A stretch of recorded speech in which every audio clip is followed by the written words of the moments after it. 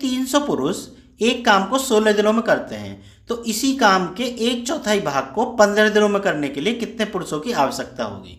ठीक है ना। तो देखो इसके लिए मैंने एक फॉर्मूला बताया, पहले बता चुका मैं, जो मेरी पुरानी वीडियोज हैं, मतलब पुराने जो क्वेश्चन मैंने हल किए उन सब में दोबारा लिख देता हूँ। ठीक है ना। W2 बराबर क्या होता है, M2 गुना D2 और गुना H2। बात समझ में आ गई।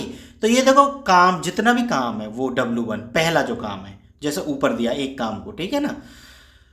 ठीक है, ये मेन है, यानी जितने आदमी लग रहे हो, आदमी प्लस औरत प्लस जो भी लग रहे हो वो M1 मान लिया हमने। डे 1 क्या है, दिन होते हैं, ठीक है ना, कितने दिनों में। H1 क्या है, आवर। ऐसे नीचे ये दूसरे वाले हैं। ठीक है, दूसरे वाले कैसे, वो मैं क्वेश्चन हल करूंगा, वो समझ जाओगे। तो W1 तो देखो एक काम है, बट ये बराबर लिख लेते हैं पहले। M1 कितना है, 300 पुरुष, गुना D1 कितना है, 16।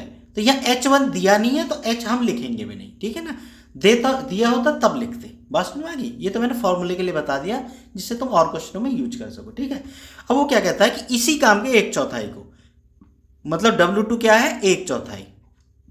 ठीक है, 15 दिनों में करने के लिए कितने पुरुषों की आवश्यकता होगी। तो देखो M2 दिया नहीं है, पूछा है ना, और D2 दिया है कितना, 15 दिन। अब इसी को कैलकुलेट करना है। तो देखो भाई ये भाग में है तो ये 4 ऊपर पहुंच जाएगा। ठीक है ना, और इसको कैलकुलेट करते हैं तो 15 दूनी 30, 20 बार गया। ठीक है, तो ऐसा करो, देखो 4 को तो सबसे पहले ऊपर पहुंचा दो, कन्फ्यूजन पैदा ना हो, इस वजह से मैं एक स्टेप और लिख देता हूँ।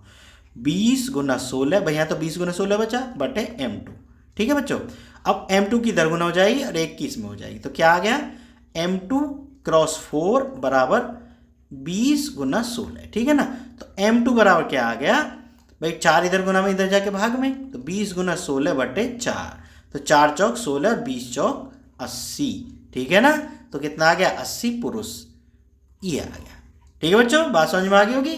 अगर तुम लोगों को वीडियो पसंद आई हो तो चैनल को सब्सक्राइब जरूर कर लेना। मिलते हैं फिर नेक्स्ट वीडियो में।